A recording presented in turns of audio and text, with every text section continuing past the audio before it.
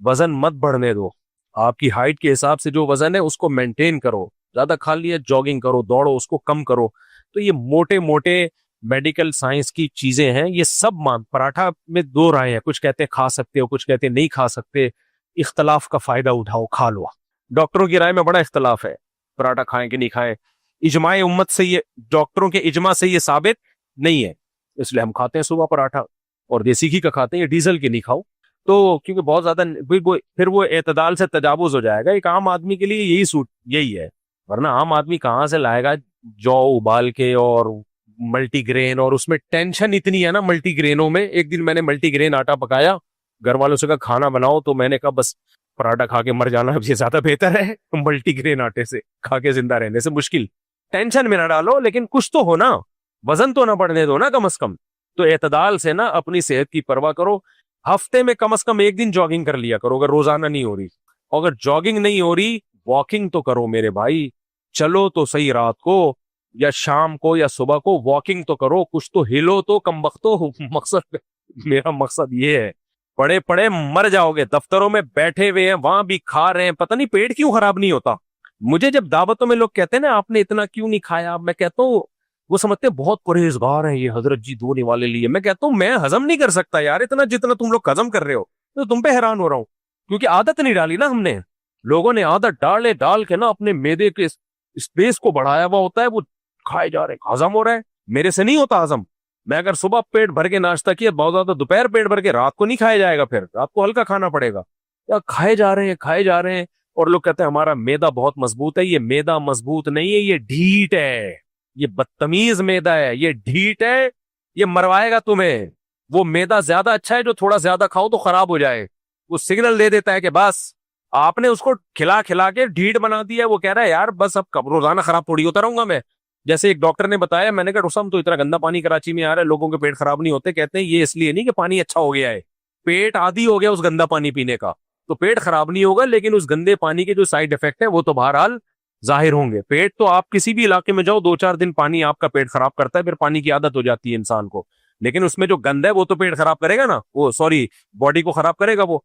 तो इसलिए मेरे भाई, सेहत से बढ़कर दुनिया में कोई नेमत नहीं है। वहमी ना बनो, सब कुछ खाओ पियो, मसनूई चीजों को बोलो छोड़ दो। और ये कोल्ड ड्रिंक से ज्यादा खतरनाक ये ताकत के जूस हैं। कहते हैं मैं फ्रेश डब्बे का फ्रेश जूस पीता हूं। जब डब्बे का कह दिया तो फ्रेश जूस है नहीं वो, ये बेवकूफ। मैंने एक दिन बयान में कहा था कि एक साहब मुझे कहने लगे कि मैं ना एक मल्टीनेशनल कंपनी बड़ी मशहूर है, मैं नाम नहीं लेता, उसका वो जूस पीता हूं मैं, ऑरेंज जूस। मैंने कहा ऑरेंज भी कहते हैं, उसमें विटामिन सी होता है। मैंने कहा यार लतीफा सुनाने से पहले बता देना चाहिए कि बहुत बड़ा लतीफा सुनाने वाला हूं, ताकि मैं उस हिसाब से अपने लंग्स में स्पेस पैदा करूं हंसने की। एकदम इतना बड़ा लतीफा सुन के ना बाज़ दफा हार्ट अटैक का खतरा होता है। कंपनी का जूस है, उस पे क्या कह रहा है, विटामिन सी कह रहा है, उसमें लिखा हुआ होता है। मैंने कहा बेवकूफ किसी और को। ये मैं इस स्टाइल से आपको इसलिए बयान कर रहा हूं ताकि आपको यकीन आ जाए डब्बों के जो जूसेस होते हैं, कितनी अजीम शान कंपनी हो, वो जापानियों ने क्यों ना बनाई हो। उसमें हल्फिया बोल सकता हूं, विटामिन सी बोलो नहीं होता, हो नहीं सकता उसमें। क्योंकि विटामिन सी आप जब उसको गर्म करोगे या उसमें केमिकल डालोगे, उसको सेव करना पड़ता है ना। वो जूस ऐसा तो नहीं है ना कि इधर डब्बे में आया, इधर लोगों ने पी लिया। कम से कम भी 1.5-2 हफ्ते तो दुकान में रहेगा ना वो। तो विटामिन सी तो आप लेमन जब निकाल के रखते हो ना काफी देर तक, उससे से उड़ जाता है, गायब हो जाता है, जो बिल्कुल ऑर्गेनिक है। इधर कहां से रहेगा। तो ये विटामिन सी के नाम पे बेवकूफ बन रहे हैं लोग।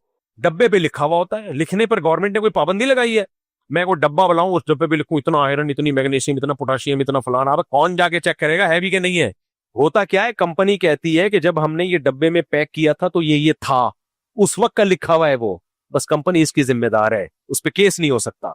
अब ये नहीं कि 1.5 हफ्ते बाद भी है, कंपनी कहेगी जब पैक किया था भाई था, उस वक्त था। जैसे एक आदमी को आदत थी चीजों को ठोकर मार के पूछता था ये क्या है। तो एक बेचारा जो है वो गांव का आदमी शीशे के बर्तन लेके जा रहा था पोटले में बांध के। तो इस सेठ ने उस बर्तन को उसको नहीं पता था सेठ साहब को कि इसके अंदर शीशे के बर्तन है। इसने उस पोटले पे जोर से ठोकर मारी पांव की। बोला इसमें क्या है, कह रहे है नहीं, था। अब नहीं तो होगा विटामिन सी आयरन मायरन किसी जमाने में जब डब्बे में उसको डाला गया था, हो सकता है था, अब नहीं है भाई। मेरा गला बहुत सेंसिटिव है, पेट भी, मुझे लैब टेस्ट कराने की जरूरत नहीं पड़ती किसी जूस की। गला मेरा फौरन बता देता है कि 2 नंबर चीज है। कुछ लोगों को अल्लाह ने कुछ दिए होते हैं, ऐसे सेंसर लगाए हुए होते हैं। कितनी ही अच्छी कंपनी का जूस एक गिलास भी पी लूं, मेरा गला और पेट भी बता देता है कि गलत चीज गई है पेट में। लेकिन आप ये फ्रेश जूस पियो, गन्ने का जूस भी पी लो ना, हालांकि उसमें भी ऊटपटांग चीजें डाली जा रही है, फिर भी वो इन पैकिंग की जूसों से अच्छा है वो जो कंपनी ये पैक करके आपको पिला रही। अव्वल तो जूस पियो ही नहीं, चाहे कोई भी जूस हो, चाहे ऑर्गेनिक ही हो। फल पैदा किया ना अल्लाह ने, सेब खाओ, सेब का जूस क्यों पी रहे हो? आम खाओ, आम का जूस क्यों पी रहे हो? अंगूर खाओ, अंगूर का जूस क्यों पी रहे हो? भाई ये सब चीजें खाओ ना, क्या मुसीबत है तुम्हें? तो इसलिए ये डब्बे वब्बे सब छोड़ दो, ये सब बेवकूफ बनाने की। एक डॉक्टर की बात कर रहा हूं, आप लोग कहेंगे मौलवी साहब क्यों मेडिकल साइंस की बातों में घुस रहे हो? भाई डॉक्टर की बात कर रहा हूं, बड़े डॉक्टर। उन्होंने कहा जिस चीज का भी एड चल रहा है ना टेलीविजन पे कि ये खाओ, जिस चीज का भी एड चल रहा है उसको कभी भी मत खाओ, क्योंकि एड ये मोनेटाइज होता है, कंपनी इसके पैसे देती है। तो एड चला के वो कंपनी फिर अपने पैसे अपनी प्रोडक्ट बिकवा के वो पूरे करती है। वो आपकी सेहत के लिए कंपनी वजूद में आई नहीं है। आजकल अस्पताल सेहत का काम नहीं कर रहे, जूस की कंपनियां तुम्हारी सेहत का क्यों ख्याल करेंगी भाई? जिन अस्पतालों का काम था हेल्थ, वो जिम्मेदारी पूरी नहीं कर रहे, और आप समझ रहे हो कि कमर्शियल एक कंपनी है जूस की, वो आपकी सेहत का ख्याल करेगी। तो ये रमजान में लोग पी रहे होते हैं फलाना कंपनी का जूस, फलाने कंपनी का जूस, बेड़ा गर्क कर रहे हो। जवानी में कुछ पता नहीं चलता। हमारे दोस्त पठान आते हैं, हमें तो कुछ नहीं होता। मैं कहता हूँ बेटा अभी कुछ नहीं होगा, पठानों की भी अब वो सेहतें नहीं रहे। पठानों के दादे 99 साल तक शादियां कर रहे होते थे, अब कर रहे हैं? कोयटा वालों की हड्डी देखो, फौलाद जैसी हड्डी होती है पठानों की। एक डॉक्टर ने कहा पठान की जो कोयटा और ये जो केपीके में पहाड़ी इलाकों के पठानों की हड्डी इतनी मजबूत है, अगर ये सेहत का ख्याल करें ये 150 साल तक जिंदा रहे। इतनी मजबूत हड्डी, एक हड्डियों के स्पेशलिस्ट ने मुझे बिल वास्ता बताया किसी के जरिए, इतनी मजबूत हड्डी आज रही है पठानों की वो सेहत। आप देख लो, मैं भी पेशावर से होकर आया, वही यार 50 साल में सब आड़े तिरछे भाई, 60 साल में सब टेढ़े मेढ़े। कोयटा में भी कोई ब्लड प्रेशर का मरीज है, कोई सांस का पेशेंट है, कोई वो गए वंस अपॉन अ टाइम। सही। तो ये सब का बेड़ा गर्क किसने किया है? ये सब इसी ने किया है, चीनी ने, बेकरी आइटम ने, कोल्ड ड्रिंक ने। अब गांव देहातों में भी ये चीजें आ रही हैं बहुत तेजी से, डबल रोटियां खाना शुरू कर दी उन्होंने। तो इतना तो बनता है, इन चीजों को खत्म नहीं कर सकते, कम से कम कम कर दो। क्या ख्याल है भाई? गलत तो नहीं कह रहा?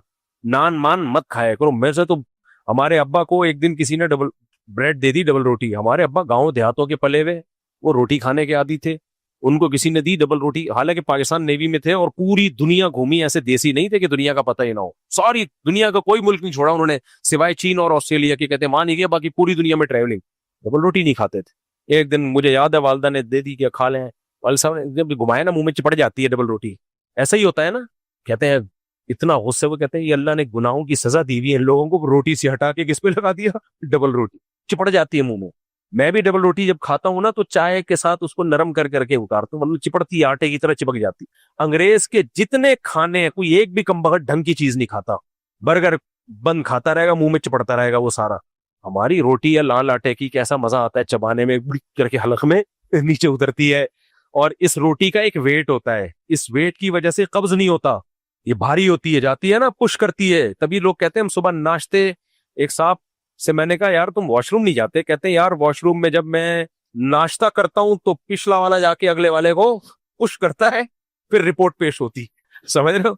एक पूरा साइकिल, एक सिस्टम है कुदरत का बनाया हुआ कि भाई जब आप लाल आटे की रोटी खाते हो, फाइबर होता है उसमें, वो जाती है पुश करती है, उसका एक वेट होता है। अगर आप बर्गर खाओगे वो वेट नहीं बनेगा आपका। अगर आप खाली ये इसी तरह की चीजें फोड़ते फाड़ते रहोगे तो वो नहीं बनेगा। कब्ज की बीमारियां, बड़ी आंत का कैंसर, पता नहीं क्या क्या, कोई बंदा अपना जाके टेस्ट करा के देखे, वो बीमारियों का डब्बा निकलेगा, डब्बा, बीमारियों का डब्बा।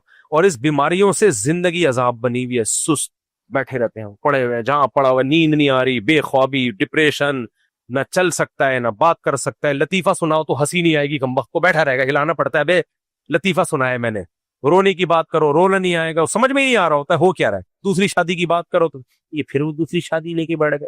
जवान होते और फुल आपके जो है ना बॉडी एक्टिव होती, दूसरी शादी की बात सुन के पड़क जाता है एकदम, अरे यार क्या जबरदस्त हो गया। करते नहीं करते वो आपका हेडेक है, अब तो सुस्त पड़े रहते, हिलते ही नहीं है। तो ये सब इसकी अलामत है, जिंदगी की रंगीनियां खत्म। और ये इसकी अलामत है। हमारा एक दोस्त था, आदत होती है ना, लोग कहते हैं बुढ़ापे में जवानी के मजे। पहले बूढ़े कहते हैं यार हजरत जी आप तो बुढ़ापे में जवानी के मजे ले रहे हो। वो लड़का था 24 साल का, मेरा दोस्त था। मैंने कहा कैसी गुजर रही है? कह रहे जवानी में बुढ़ापे के मजे ले रहा हूं मैं। मैंने कहा हमने ये तो सुना है बुढ़ापे में जवानी के मजे, ये फर्स्ट टाइम सुना है। कह रहे नहीं, मैं जवानी में मुफ्ती साहब बुढ़ापे के मजे। कह रहे यहाँ भी दर्द होता है इधर भी दर्द होता है। एक ने तो मुझे कहा मुफ्ती साहब, जवान लड़का है, कह रहे यार मैं जब सर्दे से क़याम में खड़ा होता हूँ ना नमाज में, कड़ाके निकलते हैं मेरे, कड़ाके। कह रहे ये क्या हो रहा है? कड़ाके समझते हो? कटक टक की आवाजें आती है, जितनी भी हड्डियां हैं ना चटकती हैं।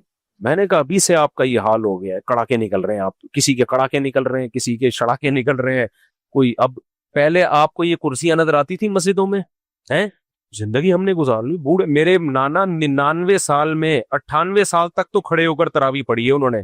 क्या था भाई, कोई मेडिकल साइंस नहीं जानते थे, कोई यूट्यूब नहीं था जो डॉक्टर गाइड कर रहे हो, ये नहीं था। बस ये जो कोल्ड ड्रिंक, पिज़्ज़े, बर्गर, और ये जो आप बाजार से प्रोटीन वाला गोश्त लेते हो ना, फ्रीज जो फ्रोजन गोश्त होता है, इसकी भी बड़ी कंप्लेन है। मैं इसकी हिम्मत नहीं कर रहा आपके सामने इस गोश्त की, मैं कारोबार बंद नहीं करना चाहता।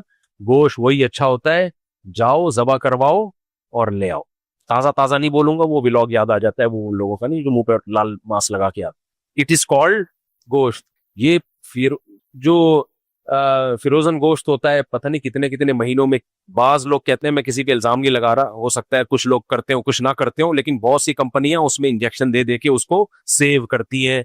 कुछ जायके के इंजेक्शन दिए जाते हैं मसालों के लिए, ताकि वो अंदर चला जाए उसमें क्या क्या डाला जा रहा है। मेरा दोस्त कल आया मछली लेके, कहते हैं अब मैं बारबेक्यू करूंगा मछली का। मेरे लिए अलग मछली बनाई है बगैर मसाले वाली, हालांकि मैं मसालों का शौकीन हूँ। क्यों? मेरे इतने तजर्बे हैं, ये बाहर के मसाले जब लगते हैं ना, अब मछली खाने का फायदा कम होगा, उस मसाले को पेट में उतारने का नुकसान बोलो ज्यादा होगा। मैंने कहा नहीं, मसाला बनाओ घर का मसाला, अदरक लहसुन वसन जो भी काली मिर्च वाली वो बना लो आप।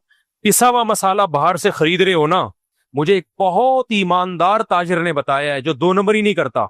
उसने बताया कि मैं दो नंबरी नहीं करता, लेकिन कुछ दो नंबरियां ऐसी हैं वो करनी पड़ेंगी मुझे, और मैं बता के करता हूं वो। और मैं बताता हूं भाई ये मिलावट इसमें है और हर जगह है, ताकि मेरा माल हराम ना हो। वो दो नंबरी कह रहा है हल्दी को जब हम पीसते हैं उसमें कलर बोलो मिलाते हैं। मैं नहीं कह रहा सारे करते होंगे, हो सकता है कुछ लोग ना करते हो। आपको हल्दी चाहिए, हल्दी की वो लेकर आओ, उसको खुद कूट लो, थोड़ा सा कमर में दर्द होगा फिर ठीक हो जाएगी, ठीक है। काली मिर्च का पाउडर भी मैंने इस्तेमाल करना छोड़ दिया है। कुछ भरोसा नहीं है भाई मुल्क में क्या हो रहा है। एक दफा मैं जूड़िया बाजार गया तो बहुत दफा हूं, लेकिन एक दफा मैंने ये मंजर देखा मसालों के मार्केट में। मैं जब अंदर घुसा हूं ना, इतने बड़े बड़े चूहे, इतने बड़े बड़े यार, वो सब चीजें खा खा के ना इतने मुस्टंडे हो गए थे। मैं व्लॉग बना सकता था, लेकिन मैंने कहा किसी का कारोबार का बेड़ा गर्क होगा। आप कह सकते हो लोगों का जो बेड़ा गर्क हो रहा है, तो एक बंदा कर रहा हो ना, वहां तो माशाल्लाह हर दूसरा तीसरा की दुकान का यही हाल। डिस्प्ले बड़ा खूबसूरत, बादाम पिस्ते, डिस्प्ले पे आप जाएंगे ना, साफ सुथरे बादाम, साफ सुथरे पिस्ते, ऐसा खूबसूरत।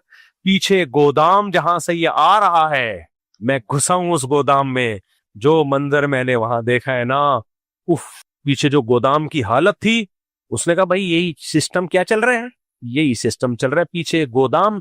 डिस्प्ले पे तो बड़ा साफ सुथरा होता है। एक आदमी ने बताया, मैं बहुत बड़े होटल में गया, इतना साफ सुथरा हाइजेनिक खाना उनका जबरदस्त। कह रहे मैं एक दिन किचन में गया हूं ना, प्याज पे जो कट रहे थे लोग, पांव रख रख के चल रहे थे उस प्याज पे, मुलाजमीन। समझ में आ रही है कि नहीं आ रही? प्याज का ढेर लगा हुआ ना, तो जगह नहीं मिल रही, उसी पे से चल के चला। अंदर कुछ और होता है। बाहर मुल्कों में तो बड़ा ख्याल किया जाता है। सऊदी अरब में किचन में कैमरे लगे होते हैं, बैग में खुराक वाले 24 घंटे बंदे बिठाए हुए, तो देखते रहोगे। हमारे यहाँ ऐसा कोई सिस्टम है? बोलो, कहीं कोई कैमरा देखा आपने? हमें तो सामने जो नजर आ रहा है, मसालों में क्या डल रहा है कुछ पता नहीं है। मैंने एक दफा बयान में कह दिया था कि हमारे मसाले बैरून मुल्क पाबंदी है उन पे। किसी ने कहा लो, फिर कंपनियों के नाम लिए कि देखो ये मसाला भी सऊदी अरब में मिलता है, ये मसाला भी सऊदी अरब में मिलता है। भाई देखो, जब कोई बंदा बात करता है ना, उससे उसका मतलब पूछा जाए, फौरन इतराज ना किया जाए। तो मैंने उनको, मसाले मिलते ही नहीं कंपनियों के, लेकिन उसका फॉर्मूला चेंज होता है। यहां पर जो बिरयानी मसाला है और है, सऊदी अरब में उसी कंपनी का बिरयानी मसाला बोलो अलग होगा। यहां पर जो बिरयानी जो निहारी मसाला मिलेगा जिस कंपनी का, वो अलग है। यही जब जाएगा अमेरिका में तो चेन, वो ये गन अफोर्ड नहीं कर सकते। तो ये शरीयत का हुक्म है, तो छोड़ दो अपने आप को, इन फजूल चीजों से बचाओ अपने आप को, ताकि एक अच्छी इंसान जिंदगी गुजारे, अल्लाह रसूल भी खुश होंगे इससे, मेरा ख्याल है। क्या ख्याल है? और दीनदार लोगों पे तो ये बहुत ही बुरा लगता है। अल्लाह अमल की तौफीक।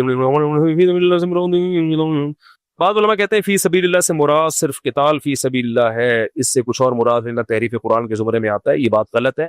ये जरूर है कि जहां कुरान में फी सबीलिल्लाह जिहाद के माना में आया है तो वहां तो जिहाद ही के माना में है, लेकिन कुरान और सुन्नत में खुद फी सबीलिल्लाह दूसरे मानी में भी इस्तेमाल हुआ है। हदीस में आता है जो हज पे निकलता है वो भी फी सबीलिल्लाह, जो मस्जिद में नमाज के लिए आता है वो भी फी सबीलिल्लाह। तो कोई भी दीन के काम में निकला है वो फी सबीलिल्लाह ही कहलाएगा। गड़बड़ यहां होती है कि जिहाद में जो फजाइल हैं, बाज मौके पे जिहाद को फी सबीलिल्लाह कहा गया है, तो जो जिहाद के फजाइल हैं वो आप किसी और जगह पे फिट ना करें फी सबीलिल्लाह कह के उसको। तो फी सबीलिल्लाह तो सारे काम है, लेकिन जिहाद फी सबीलिल्लाह के जो स्पेसिफिक अलग से फजाइल है वो किसी और जगह फिट करना जायज नहीं है, ये गलत हो जाएगा फिर। मुफ्ती से मैंने शिया सुन्नी की बात नहीं किया, और मुझसे अगर कोई शख्स अरे हया के खिलाफ मसले ना पूछा करो। एक मसला पूछा तो बड़ा हया के खिलाफ है, छप्पड़ में पूछ लो, इतने खुले डुल्ले मसले नहीं ऐसे पूछा करो भाई। और हर एक के है भी नहीं ना, बाज मसले हया के खिलाफ होते हैं लेकिन जरूरत उनको सबको उनकी जरूरत होती है, वो फिर मैं अनाउंस कर देता हूँ। लेकिन बाज मसले को इनफरादी नौयत के होते हैं, हया के खिलाफ भी है, तो क्या जरूरत है उनको अनाउंस करने की। दूसरा, मुझे लीमू रोजाना अपने खर्चे पर पीऊं या दूसरों के। बाकी कह रहे हैं हड्डियां कमजोर हो जाती हैं और पीने से, क्या लिखा है, पर्सनल एक्सपीरियंस रहा है, हड्डियां कमजोर हो जाती हैं। विटामिन सी से हड्डियां कमजोर की होंगी मेरे भाई। कुछ लोग ये करते हैं, जब ये लेमन का पानी पीते हैं ना तो ये दांतों में लगता है, उसका एसिड ये दांतों को खराब कर देता है। मेरे दांतों को नहीं करता, मैं तो ऐसे ही पीता हूँ, लेकिन दांतों को दांत खराब होना शुरू होते हैं तो वो समझते हैं हड्डियां कमजोर हो रही है। तो उसका तरीका स्ट्रॉ से पिया करें फिर, वो समझ रहे हो, क्योंकि लेमन है तो एसिड ना जब दांतों से लग के जाता है ना तो ये इसकी तह को खराब करता है।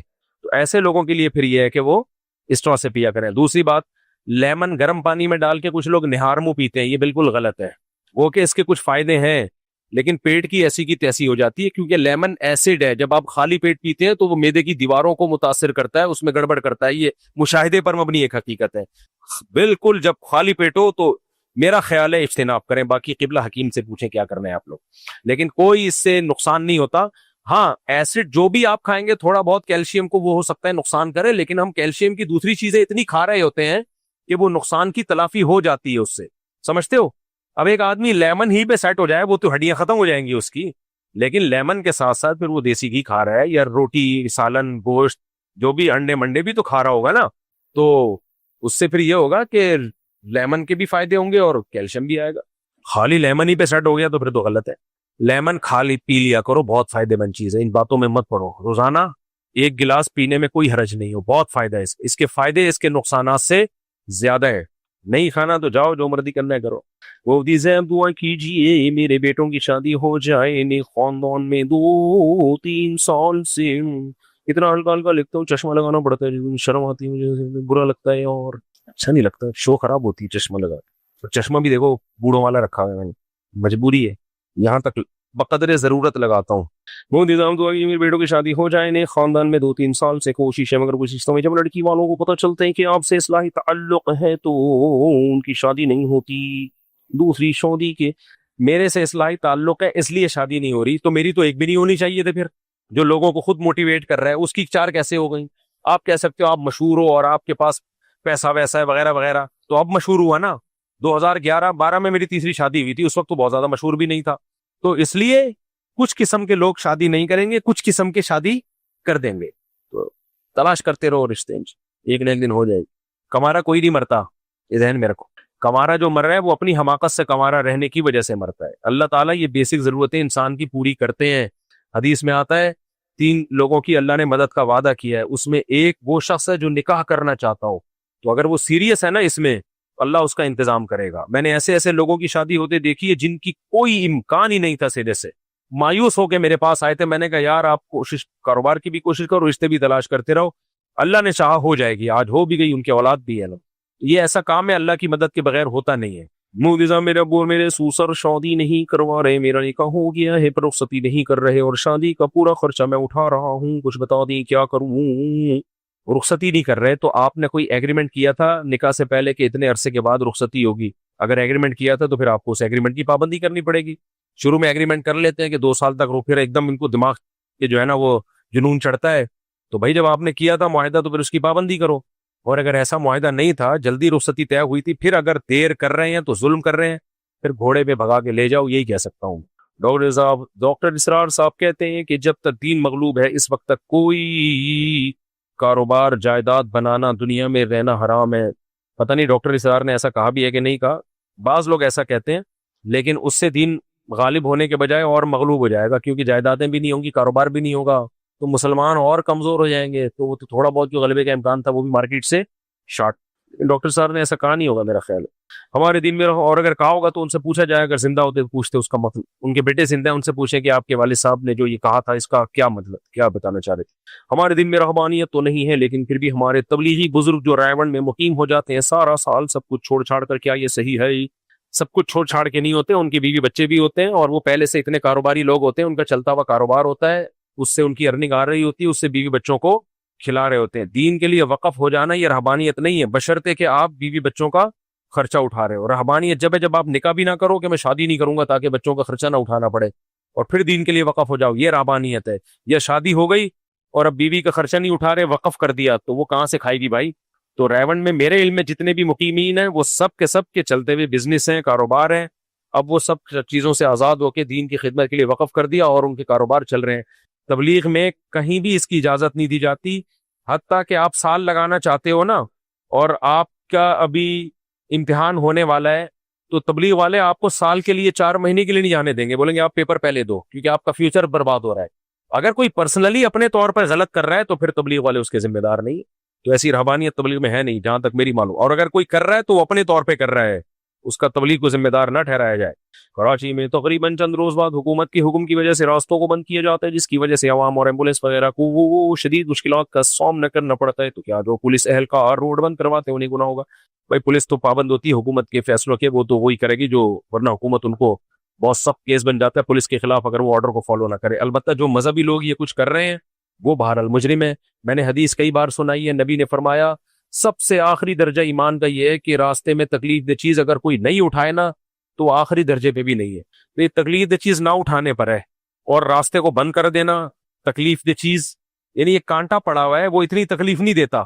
और हदीस कह रही है कि उसको अगर आपने नहीं उठाया तो आप ईमान के आखिरी दर्जे में भी नहीं है। और जो पूरा जुलूस ला के रोड ब्लॉक कर दे, लोगों के आने जाने के रास्ते बंद हो जाए, एम्बुलेंसों को मुसीबत पेश आए, और दुनिया के किसी मुल्क में ऐसा नहीं होता, ये जो हमारे यहाँ ही हो रहा होता है, ये तो ऐन अजाब में डाल दिया आपने लोगों को। तो वो ईमान के आखिरी दर्जे में भी कहा, तो पहले दर्जे में भी नहीं है। इसलिए बंद होने चाहिए सारे जितने भी जुलूस जलसे। अभी क्या हुआ है जापान में, जिन्होंने, जो मेरे होस्ट है ना जापान में, जिन्होंने मुझे बुलाया था, उनका फोन आया, उन्होंने कहा जापानियों ने जापान ने वीजे बंद कर दिए, मुफ्ती साहब तबलीग के वीजे बंद कर दिए, उलमा के वीजे बंद कर दिए। मैंने कहा क्यों? कहते हैं कुछ लोग गए थे यहीं से, तो रबीउल अव्वल के मौके पर उन्होंने जुलूस भी निकाले, रोड बंद की, और चंदे भी दबा के मांगे। मैं नहीं कह रहा सारे बरेलवी ऐसे होते हैं, चंद लोगों ने, बरेलवियों में भी बहुत से लोग एक दूसरे के मुखालफत कर रहे हैं, ऐसे टोले की जो जिसका काम ही चंदागिरी है और उनका काम ही है।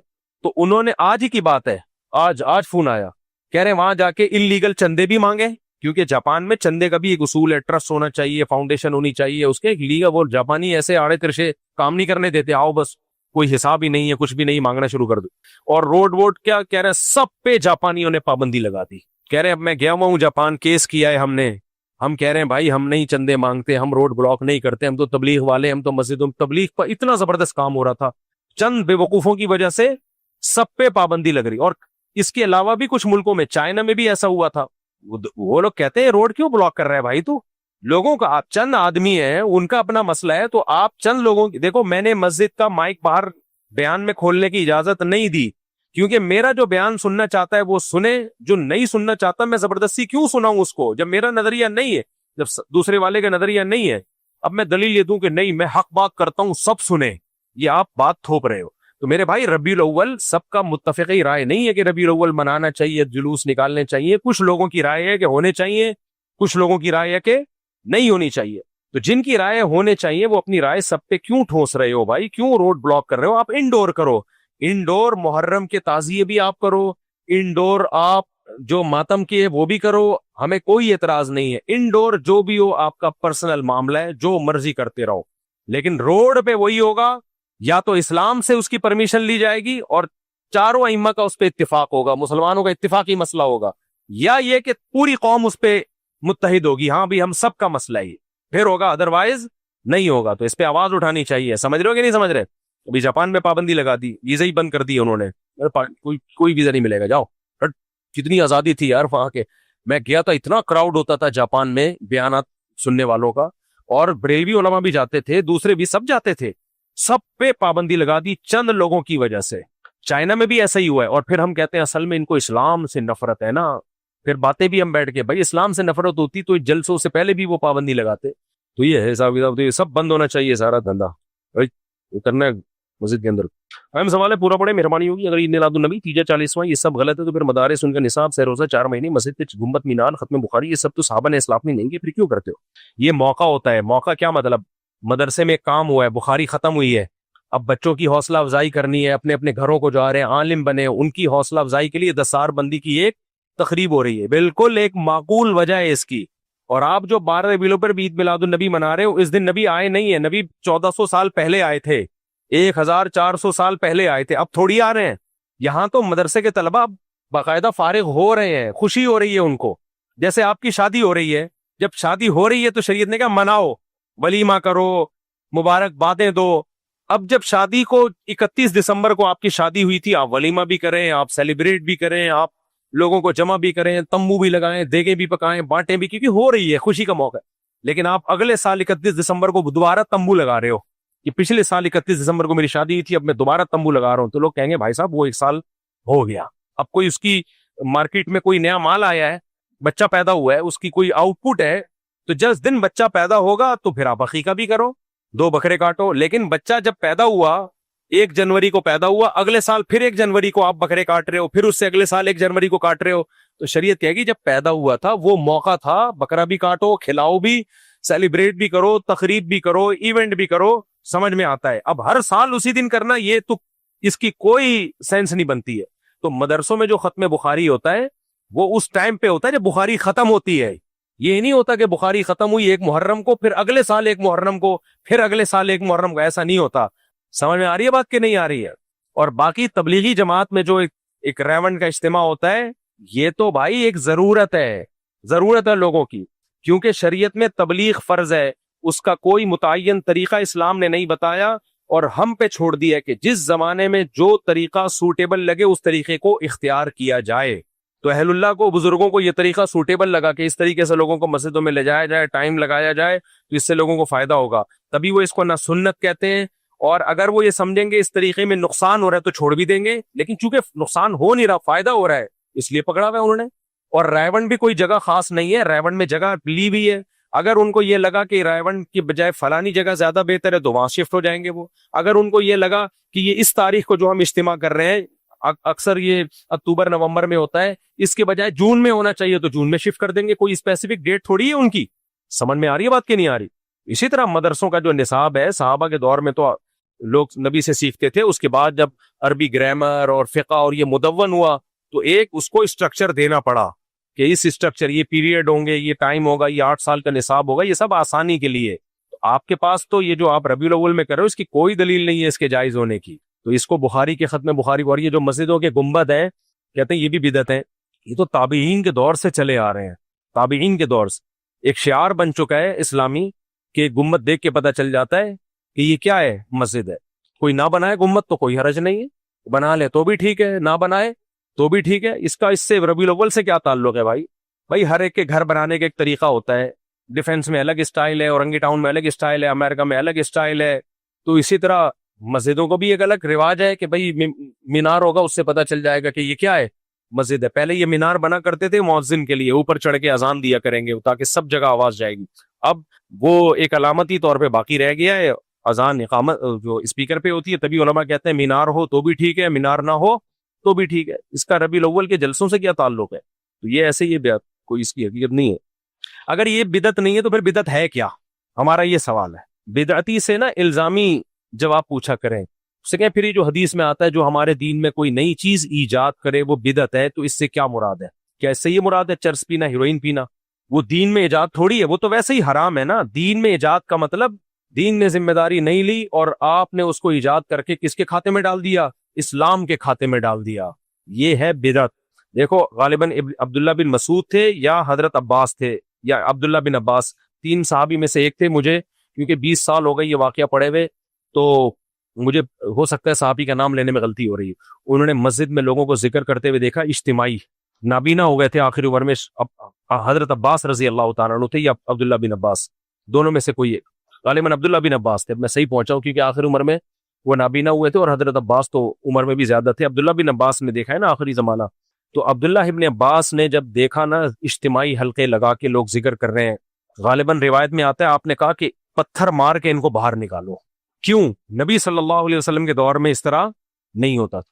इसलिए उलमा ने लिखा है जिक्र के लिए तदाई, तदाई का मतलब लोगों को जमा कर करके इज्तिमाई हैत पे जिक्र करना, ये जायज नहीं है। एक होता है लोग बैठे हुए हैं उनको जिक्र पे लगा देना, ये इत्तिफाकी इज्तिमा है, ये जायज है।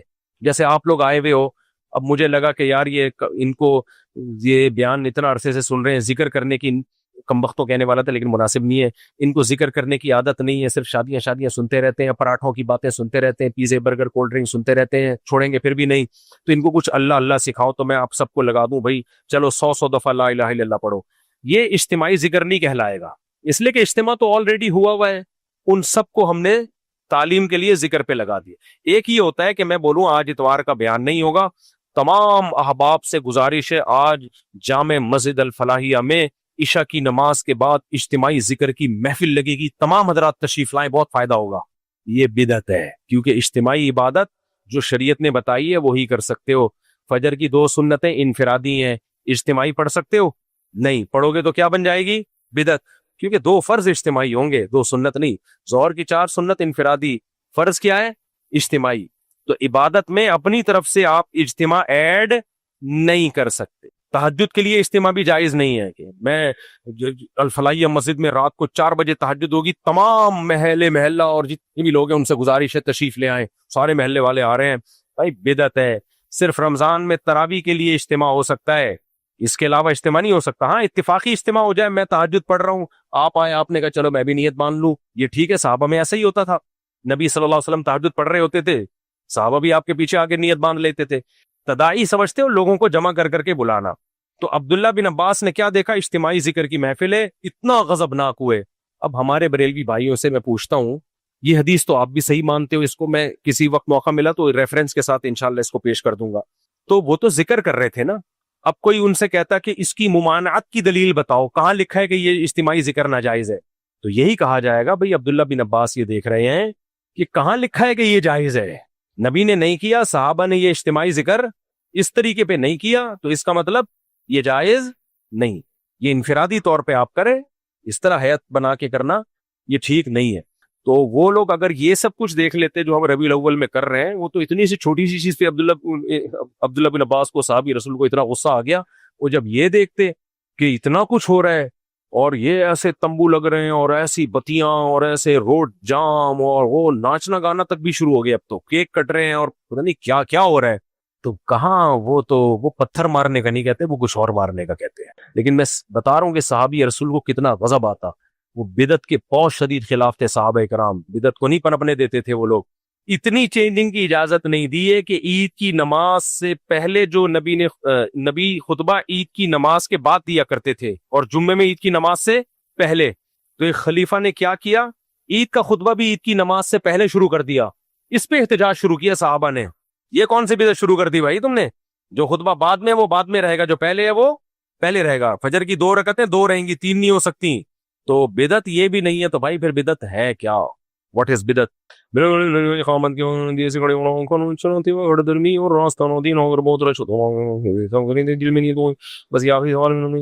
वक्त देर से खड़े होना बाज लोग करते हैं, इस पे मुझे पूरी तहकीक नहीं है।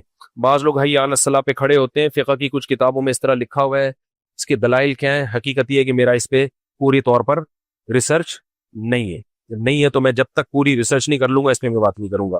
कार चलाते वक्त हट धर्मी और रास्ता ना देना। अगर बहुत रश हो तो बाइक वाले सब एक साथ गुजरने लगे और दिल में नियत हो कि मेरी गाड़ी को ना मार दें। इतना मुश्किल मसला पूछा है, 1 गिलास नींबू और पूछना। कार चलाते वक्त हट धर्मी और रास्ता ना देना, बहुत रश हो तो बाइक वाले सब एक साथ गुजरने। बाज दफा ये होता है, मैं समझ गया क्या पूछना चाह रहे हैं। बाज दफा ये होता है कि आप दूसरों को जब रास्ता देते हो ना तो बस आप गए कयामत तक।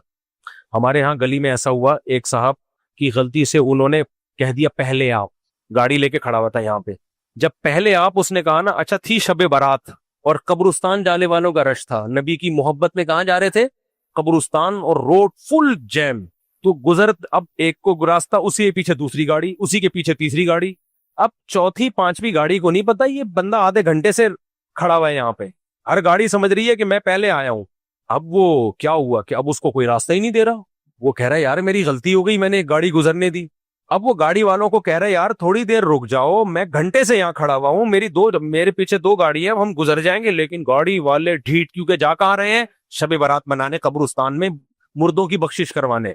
इतनी नहीं हो रही कि यार एक आदमी रिक्वेस्ट कर रहा है, दो गाड़ियां हैं, तुम जरा ब्रेक लगा दो, उसको गुजरने दो, क्योंकि नहीं गुजरने दोगे तुम्हारे पीछे तो गाड़ियों की लाइन है, एक लाइन है पूरी, इसको तो घंटा लग जाएगा खड़े खड़े यहाँ।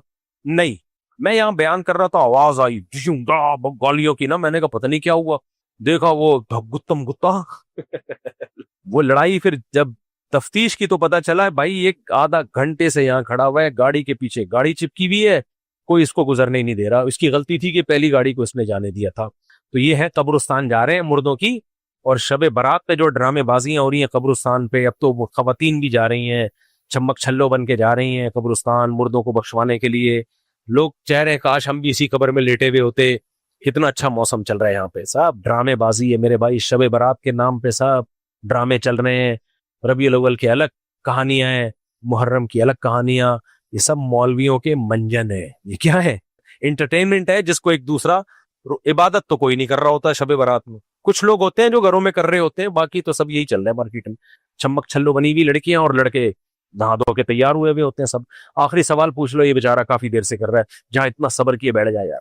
पीसी साहब, दो सवाल थे मेरे। एक का तो आपने बताया कि आप बाद में हवाला दे देंगे कि ये जो बिद्दत के हवाले से मशहूर है, क्योंकि अभी जो कल रबीउल गुजरा उसमें मैंने लंगर खाने से इनकार कर दिया, तो साथ ही इसने मेरे को तंज दिया कि तुम्हें नबी से मोहब्बत नहीं है। इसका आप हवाला दे देंगे तो मैं साजिद भाई वगैरह किसी से ले लूंगा। दूसरा सवाल ये है कि अभी कुछ टाइम पहले एक फिरके का जुलूस हुआ था जिसका आपने तस्करा किया, चुप ताजिया जी। तो उसमें उसी फिरके के एक शख्स ने मुझे बोला कि ये चीज बढ़ती से बढ़ती जा रही है, हालांकि वो उसी फिरके का था। तो मैं ये समझता हूँ कि जो इस्लामी हमारे स्कॉलर्स हैं बुलंद सतह पे, चाहे वो जिस फिरके के भी हैं, इनको आपस में बैठ के बातचीत करनी चाहिए कि जो नई से नई चीज होती जा रही है, बिलफर्ज अगर वो 5 बजे जुलूस खत्म होता था तो वो 7 बजे खत्म हो रहा है। तो इन चीजों को महदूद करने की जरूरत है मेरी नजर में। और इसके हवाले से देखो, ये महदूद ऐसे होंगी कि शिया स्कॉलर बोले इसके खिलाफ, ईरान में रोड पे कोई जुलूस कोई ताजिया नहीं होता, हालांकि वो शिया स्टेट है। तो शिया स्कॉलर आगे बढ़ के बोले भाई ये हमारा हमारा इससे ताल्लुक नहीं है, जो ईरान में होगा वो भी यहाँ भी वही होगा। बरेलवियों में जो मोतदिल है वो बोले कि ये रबीउल अव्वल में जो कुछ हो रहा है ये क्या है, गलत। हम बोलेंगे तो हमें तो वैसे ही खुश के वहाबड़े कहते हैं ये लोग। तो वो हम तो बस मिंबर पे एक तरगीब दे सकते हैं कि भाई शिया में जो मोतदिल उलमा है, जैसे एक शिया आलिम ने टीवी में बयान दिया था कि ईरान में फतवा आया है कि शेखैन अबू बकर उमर को बुरा भला कहना हराम है। मुझे बड़ी अच्छी लगी थी उन शिया आलिम की ये बात, उन्होंने टीवी पे अनाउंस किया कि ईरान में ये कुआर के कोई मुफ्ती है, उनका फतवा है कि भाई ये साहबा को बुरा भला कहने पर ये जायज नहीं है। इस तरह के लोगों को, लेकिन हर मसलक में ना पसंद शिद्दत पसंद मौलवी ही को किया जाता है, ये हमारा मिजाज है। एतदाल वाले आदमी को लोग पसंद वैसे ही नहीं करते, लोग कहते हैं ये मौलवी तो महफिल सजाता ही नहीं है, लोगों को यही पसंद है कि दे दनादन, इस स्टाइल ही यही है। अस्सलाम वालेकुम।